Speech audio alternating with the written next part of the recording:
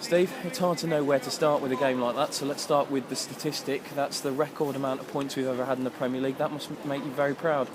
Yeah, the record amount of points, record number of wins, and it came after a fantastic away performance. I thought today we were terrific. We've been scratching a little bit to get the results. I don't think the performances have always been as bad as people have tried to make out. But the second half has certainly been the second half of the season has certainly been a little bit more difficult for us.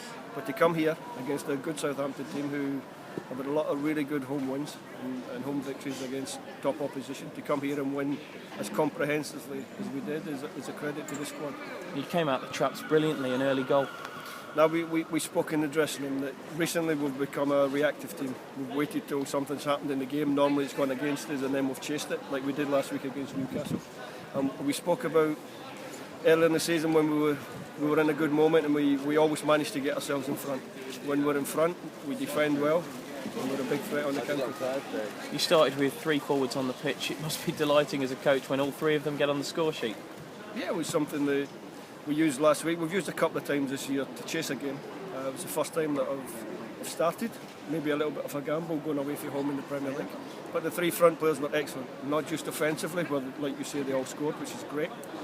But the defensive work, the work for the team, was really, really good. And on the back of their good defensive work and the rest of the team obviously defending as they normally defend, we managed to get a clean sheet, which is great. I think almost a perfect away performance. A crazy second half, 3 sendings off. Any arguments with any of them? No, it's disappointing when the game finishes with 9 against 10. It's not what anybody wants to see. We prefer that the game finishes 11 v 11.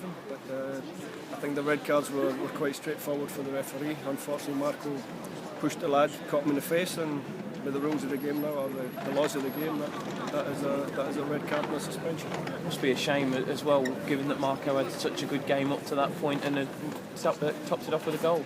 No, he's been good. Marco's waited patiently for his chance. He's got his chance in the team the last couple of weeks, and he's done really well for us. He's a good player for the club. You know, he's an honest boy. He understands that the game now is a squad game, and he works ever so hard in training, and he's always ready for his chance. And today you saw it. And it must be nice to be able to send those 3,100 Albion fans home very happy, because at times this felt like a home game. They were making that much noise. No, it's great. The club make a big gesture by allowing free transport for the supporters to come down. Like you say, they made a lot of noise.